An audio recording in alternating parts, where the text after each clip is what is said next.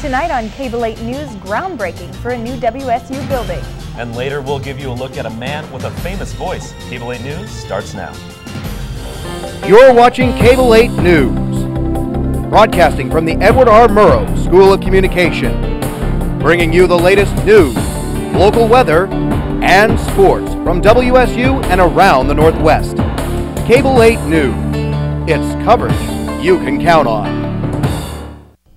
Good evening, I'm Monique Dugas. And I'm Matt Lovelace. Thanks for joining us tonight. A groundbreaking ceremony for the new WSU Nursing College took place this afternoon on the Spokane River Point campus. The 87,000 square foot building will cost nearly $34 million and is scheduled for completion in 2008.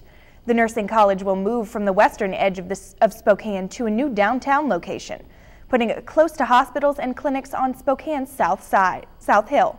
Interim Dean Ann Hirsch says moving to the new building will allow the school to partner and work closely with other health programs offered at the River Point campus.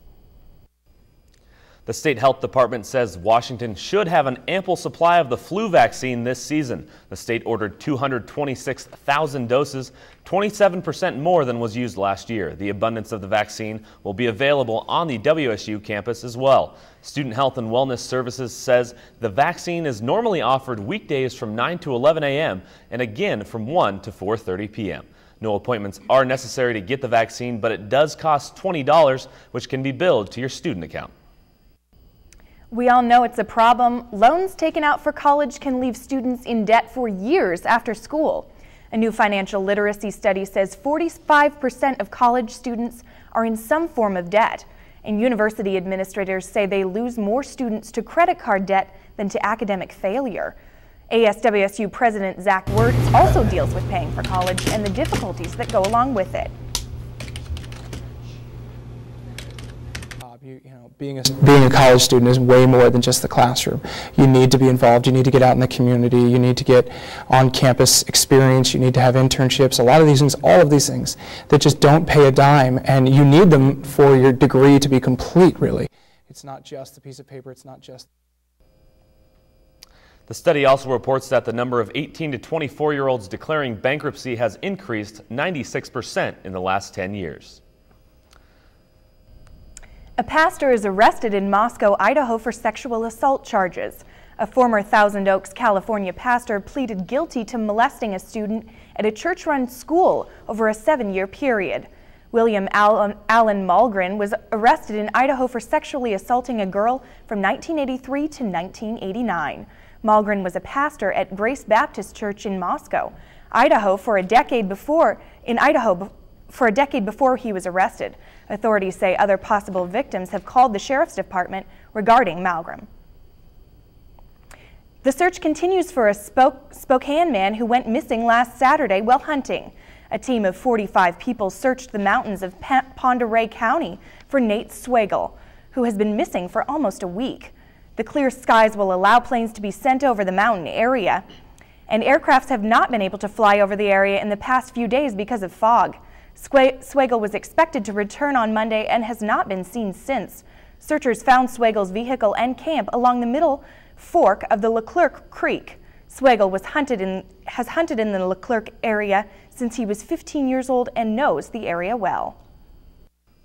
A special program in Pullman High School seems to be catching some attention. According to reports, PHS has left its mark as one of the top academic schools in Washington.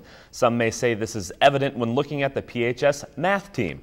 The math team placed 6th in the National Assessment and Testing Fall Startup Contest. Coach Linda Moore says the school score is decided by using the total of the highest student score in each grade, ranging from 9 to 12. Some of the students who placed in the competition are Tony Yin, who tied for 25th place, Austin Busher, who placed 9th, Xingyu Zhang with 23rd, Suman John Hayala for 21st, David Liu with 3rd, and Prastuti Singh for 6th place. After the break, we'll tell you if the weather is going to hold up for Cougar football.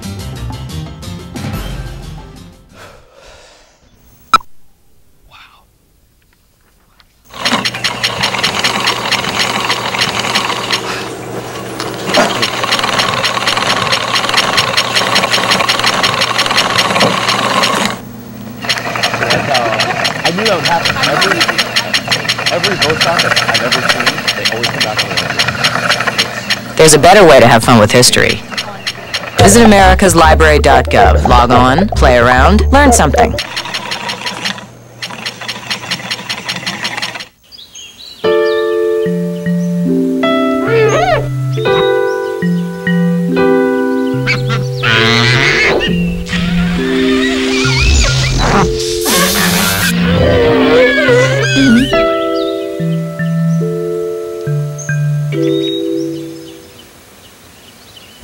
Things can get pretty ugly when you're bored.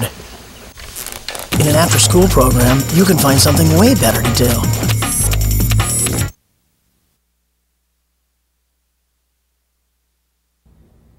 For today's weather, we're having a very nice fair skies. We have a high of 56 and a low of 35. For tomorrow's game in Cougar football, we're going to see pretty sunny skies with a high of 53 and a low of 34. For looking at our east side of the map, we're going to have a high of 56 in Spokane and a low of 33. In Wenatchee, we're looking at 53 and a low of 38. In the Tri-Cities, we're going to have a high of 67 and a low of 37. Looking at the west side of the map, for Seattle, they're experiencing 59 degrees and a low of 43 degrees. In Bellingham, a high of 59 and a low of 39. Looking at Vancouver, they're looking at 36 degrees and a low of 20 degrees. For our 4-day forecast, on Sunday we're going to experience sunny skies with 60 degrees and low of 36. On Monday it's going to be partly cloudy with a high of 56 and a low of 35. Looking at Tuesday and Wednesday, we're going to have high clouds with partly cloudy skies for 49 degrees and 30 degrees for the low. Thank you. That's all for the weather we have. Back to you guys at the desk. Thanks, Paris. A preseason snow in New York could cost over $30 million to clean up. It's been nearly a week since the snowstorm in Buffalo, and still thousands of homes and businesses have no power. 12 deaths have been attributed to the 2 feet of snow that have fallen. One person was killed by a falling branch and others died in automobile accidents. The 22 inches of heavy snow caused trees to fall and power lines to snap. Schools are still closed and all electricity may not be restored until Sunday. The Federal Emergency Management Agency declared a major disaster, which could make property owners and local governments responsible for covering some of the storm-related costs. Well, big wheels and major metal are rocking the seats of Beasley Coliseum this weekend. A monster truck showdown is scheduled tonight and tomorrow at 8 o'clock. Checkered Flag Productions owner Ed Beckley says the experience is like a buffet of motorsports. Beckley and other big names are taking the stage in the monster truck showdown and are excited to give the audience a wild experience. Crews have spent time covering floors with plywood and plastic all week in preparation for the huge dirt and floor arena. Monster truck driver Keith Sturgeon says the destruction and loud noise will rattle the seats and leave everyone wanting more. Hundreds of chemical leak evacuees are now back at home in Kentucky. A railway official says the inner lining of a tanker car in Fulton, Kentucky failed, allowing the hydrochloric acid that it was carrying to seep through and contaminate the area. About 200 homes were evacuated after the leak was discovered yesterday. Hydrochloric acid is a corrosive chemical that can cause burns to the eyes and skin. At least 2 people have been treated because of the incident. President Bush says an active enemy is the cause for a tough situation in Iraq. This comment comes after 74 U.S. troop deaths in this month alone. The president says he plans on consulting with his top commanders in the region to see if tactics need to be changed to combat the rising violence. He also adds that even though tactics may change, the overall goal in Iraq will not. Analysts say October is likely to be the deadliest month for U.S. forces in 2 years. According to a New York Port Authority official, human remains appearing to be from the World Trade Center have been found. The discovery was made by the utility workers in a manhole at the northern edge of the site. Authorities also say the remains are as large as an arm and leg bone. During the evacuation of the towers, about 20,000 pieces of human remains were discovered, but many of the pieces were too damaged to provide DNA matches. 2,700 people died in the World Trade Center attacks, and 5 years later, the families of about 1,100 victims still don't know whether their loved ones' remains were the ones recovered. A Minnesota Democrat seeking to be the first Muslim elected to Congress has accused a woman of blackmailing him. Democrat Keith Ellison, who is married, says the woman falsely claims they had an affair. He claims she is seeking $10,000 to keep quiet about relationships he allegedly had. The alleged blackmail became public this week when Ellison went to court for the dismissal of the woman's request for a restraining order. Ellison obtained a restraining order against the woman in June of last year that claims she stalked and harassed him. The woman is a Democratic activist from Minneapolis. She claims that Ellison has been physically intimidating toward her. Supporters of an Idaho education initiative are launching a new television advertisement today. Proposition 1 could boost Idaho public education funding by $219 million a year. The commercial shows students with teachers and will run in all Idaho media markets on all major stations. The new advertisement also highlights the 9 areas on which schools must spend the new money. The group has a lot of money to spend on advertising and last-minute campaign expenses before the election. They've raised $1.4 million so far this year. Some Oregonians are about to save a lot of money on prescription medications. Walmart stores began offering their new prescription drug program in Oregon. The program provides more than 300 generic drugs for $4 each. The company started offering the prices 2 weeks ago in Florida and has expanded them to 14 other states since then. Critics of the program say it is a public relations stunt and will drive smaller pharmacies out of business. The Florida Secretary of State is appealing a Florida judge's ruling. The ruling bans posting signs at polling places saying a vote for Congressman Mark Foley will actually go to Republican Representative Joe Negrin. Negrin replaced Foley, whose resignation came too late to take his name off the ballot. The judge says posting the signs would cause injury to the Florida Democratic Party. An auto dealership in Vancouver was ordered to pay the Washington Department of Revenue over $443,000. This money is owed due to back taxes, fines, and restitution after owner Alan Webb pleaded guilty to first-degree theft of sales tax and 18 counts of filing false tax returns. Authorities say Rex Motors Incorporated used forged signatures on delivery certificates to claim it sold vehicles to out-of-state customers. The Department of Revenue also found falsified monthly tax returns, including a business and occupation tax deduction for the out-of-state sales tax. Charges were brought last month by the state attorney general, in which the owner pleaded guilty on behalf of the dealership. Doctors say he's one tough senior citizen.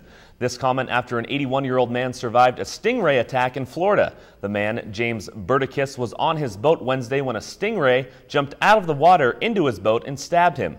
Doctors say Burdickis was actually lucky the stingray's barb broke underneath the skin and couldn't be removed. Otherwise, they may not have been able to stop the bleeding. Doctors say this stingray attack is different from that of the crocodile hunter Steve Irwin, who died after pulling out a stingray barb after being attacked. Doctors displayed the stingray barb that surgeons removed from Burdickis. It is about 3 inches long with sharply pointed, serrated edges. You're home away from home. Big Mike Blotti and the Ducks fly into town this weekend. We have that preview for you and more. Cable 8 News will be right back.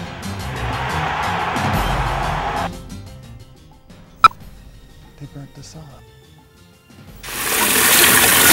What's up with this thing? We left it on. Really? Yeah, it's been running all day. Cool. Maybe we should do something. That's so not cool.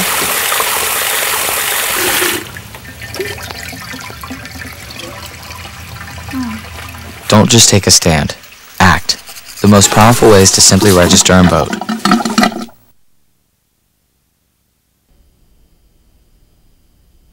Welcome back to Cable 8 News. Cougar football is hosting Oregon tomorrow for the 5th time in 6 years, but that hasn't helped the Cougs much. Matt Lovelace tells us how WSU is getting ready to send the Ducks south for the winter. There's one word Cougar fans have been getting to know all too well: heartbreak. That's no exception when it comes to the recent history between the Cougs and the 16th ranked Oregon Ducks. Welcome to your home away from home. Big Mike Bloody and the Ducks. But yeah, we've been way too gracious and too nice a host the last couple of years. If by too gracious he means letting them come back from 2 consecutive second-half double-digit deficits, and what a backbreaker for the Cougars, then he's exactly right. In 2005, the Cougs gave then number 11 Oregon a run for their money, but in a season littered with heartbreakers, it was just another game. The 2006 squad now has to worry about playing their 4th top 20 team this season. It's kind of fun to try to get ready for good people every week. That's why you come to the Pac-10 play games like this. This game will feature the team that leads the Pac-10 in scoring, rushing, and total offense. They've brought the option back into the Pac-10. We'll also see a top WSU prospect from a couple of years ago, Jonathan Stewart, who last week ran over UCLA for 121 yards. He's pretty good. He really is, and that's the reason we tried to recruit him too. He's physical and he's fast, and so we're going to have to do a good job putting hats on him and wrapping it up and driving him to the ground. Let's not forget the Ducks defense, who are number 1 in the conference against the pass. But there is a weakness in their ground attack, something Cougar running backs will be happy to exploit. Oregon's defense is pretty good, but I know we done faced some way big teams before Oregon has faced us, so I know that we'll be prepared. Prepared, perhaps, to break some hearts themselves. This is Matt Lovelace for Cable 8 News. When the Ducks come back to Pullman tomorrow, they're bringing a former WSU coach with them. Robin Pflugrad spent 5 seasons on the Palouse before switching to enemy sidelines. The former WSU tight ends coach and recruiting coordinator is now coaching up receivers in Eugene, but still manages to stay in contact with the Cougar faithful. Oh, Pflugrad. Yeah, you know, I think he misses us. He calls about once a week, and he wishes us luck, and I've given him a call a few times too. But he's a good man and an excellent coach, and he's got a really nice family. We miss him, but we don't like him anymore. He's the enemy now. After giving up almost 450 total yards of offense a game last year, many thought the Cougs would have to outscore their opponents this year to win. Well, that's not the case. The Cougars' D is one of the best in the Pac-10, and their play of their safeties has a lot to do with it. There has been an unexpected surprise for this year's football team, and a big reason for their success? Well, that lies in the play of their safeties, Eric Frampton and Hussein Abdullah, who are becoming one of the better defending duos in the Pac-10. They're ours, and I like the way they're playing. I got 2 kids that'll put it on you. Frampton's a hitter. Abdullah has become a hitter. Frampton had some big plays in last week's game. We need turnovers. We go out there and we try to get them. Obviously helped us a bunch with the interception, and then he forces a fumble that he recovered himself. You know, it's important to get turnovers for the offense. Get them in good field position or get them the ball back so they can get as many shots, to score. Hussein's really playing well. He's doing some good things. He's been super physical, coming downhill, hitting. He's been playing awesome. The guys around me are physical. They just say, go hit somebody, so I just go hit somebody. They're doing really well, to be honest with you. They're above our expectations. And the reason for their on-field success could have something to do with their friendship. Seeing confidence out there. I think they're having a good time playing football. We just having fun. We be dancing in the huddle. I don't know if y'all see, we dance in the huddle. Sidelines, we just go have fun. We've gotten really close. We learn to depend on each other. We feed off each other's energy. Frampton's real. I love playing with them. We do everything together. We watch film together. We check bluffs, to confuse the quarterback and all that stuff. Just friends, playing football, that's it. For Cable 8 News, I'm Jay Tust. Yesterday, Frampton received honors for his performance. Along with wideout Jason Hill, the 2 seniors received invites to play in postseason All-Star games. Frampton ranks 3rd in the Pac-10 in tackles a game, averaging just over 8, and interceptions with 3.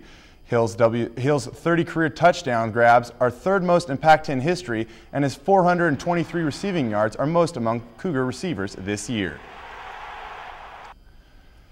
Frampton will be attending the Hula Bowl in Honolulu, Hawaii, while Hill is tripping to the Senior Bowl in Mobile, Alabama.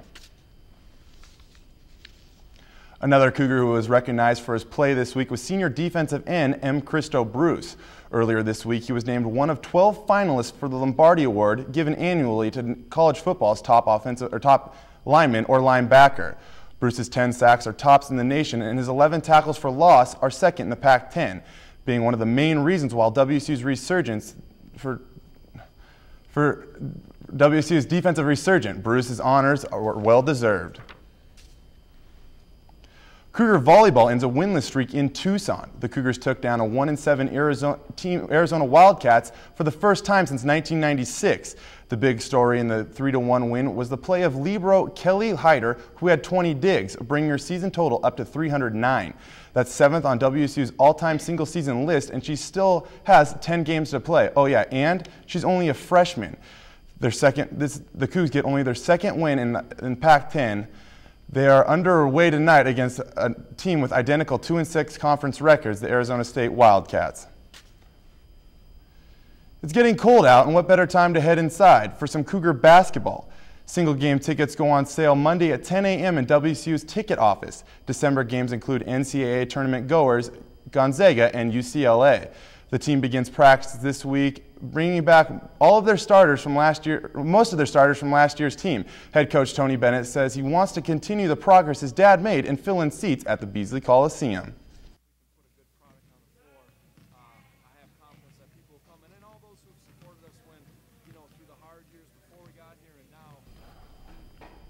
A Wisconsin man is under arrest today in connection with online threats and in 7 NFL stadiums, including Quest Field. The suspect, Jake Brom, surrendered to federal authorities this morning and is scheduled to appear in court later today. The threats appeared online about a week ago and mentioned dirty bombs planned for this weekend. Homeland Security officials quickly discredited it. The FBI officials say Brom acknowledges posting the threats but says it was a hoax. Brom and a Texas man say they were competing to see who could come up with the scariest posting. After the break, the voice of Yahoo comes alive. Cable 8 News will be right back.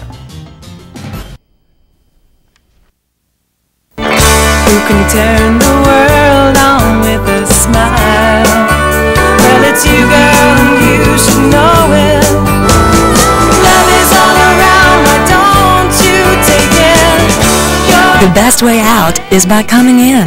Going to family learning programs helps you and your family lead better lives. Call 1-877-FAMLIT-1 because making it after all shouldn't just happen on TV.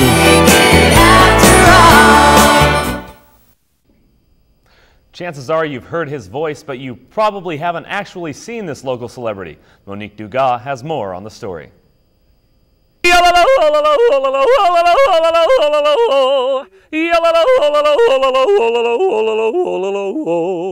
Do you recognize this voice?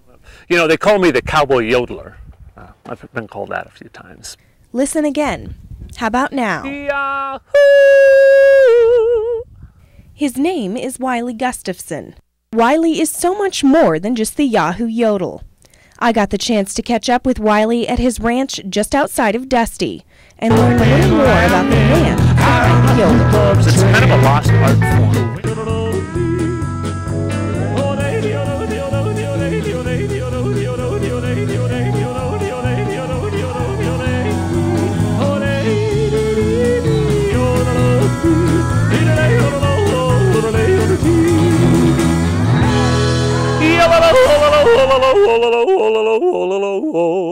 He got his start entertaining as a child. They're gonna make a big star out of me. When I was in grade school as a kid, you know, when I was 12 years old yodeling to my friends, I just did it to annoy my friends. I crack out my saddle at daylight. This same yodel that used to scatter schoolyards has gotten Wiley worldwide recognition. It all started back in 1996. I got the call saying that there was an internet startup company that needed a yodel, and their name was Yahoo, and they wanted to incorporate the yodel into the word Yahoo.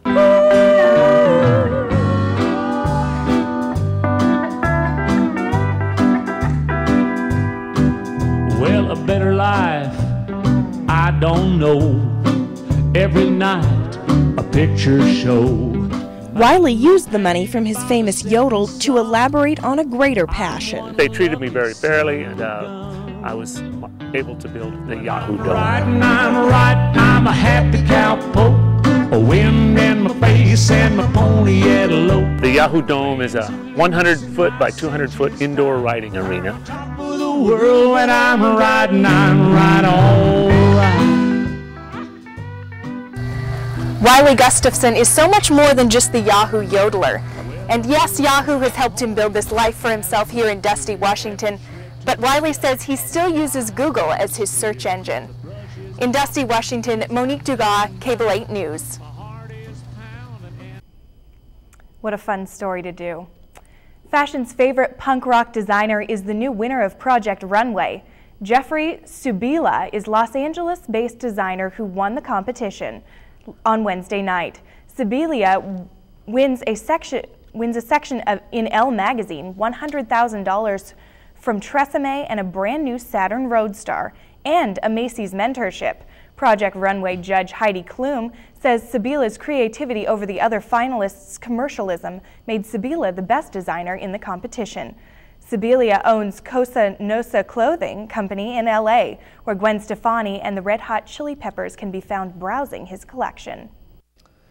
Madonna says she didn't do anything wrong in her mission to adopt a boy from Africa. Madonna also says she did act according to the law in taking custody of the one-year-old boy David Banda from Malawi. Some people have questioned the legality and morality of Madonna's plan to adopt. Madonna hopes to make the adoption permanent after an 18-month evaluation period, which is required by Malawi authorities. A former Beatle is divorcing his wife after a 4-year marriage. Paul McCartney claims he will vigorously defend himself against accusations from estranged wife Heather Mills McCartney. 38-year-old Mills McCartney claims her husband was abusive, used drugs, and drank to excess during the duration of their marriage. A newspaper article from Britain's Daily Mail alleged McCartney grabbed his wife's neck and choked her during their 2003 U.S. trip, and on an earlier occasion pushed her off a coffee table. The Associated Press got their hands on the document with details that match several reports from the Daily Mail. The couple is currently separated and sharing time with their 3-year-old daughter, Beatrice. Here's a story for all you Grey's Anatomy fans. Actor T.R. Knight confirmed what some fans had been debating, that he's gay. Knight says he's coming out about his sexuality because he wants to get rid of any rumors that may be out there. There's been debate among Grey's Anatomy fans that on one celebrity website since January. One of those fans says it doesn't matter to her because her crush on him is George O'Malley. Well, there's a birthday on Monday. Apple's iPod will celebrate 5 years. The popular music device transformed how we listen to music with serious growth over the last few years. Apple CEO Steve Jobs introduced the first iPod in October 2001, with hopes that listening to music would never be the same. Jobs' dream definitely came true as the iPod sales continue to grow. Shipment rose to nearly 9 million in the last quarter, a 35% increase from last year. Apple surely dominates the sale of digital music players, but Microsoft is launching the Zune next month in time for the holiday season. Apple's only challenge now is keeping the momentum to assure future control of the market. After the break, we'll tell you what fruit to look for next time you're at the grocery store. Cable 8 News will be right back. You know, this used to be a good neighborhood. Now it's a mess. You got all these polyps running around.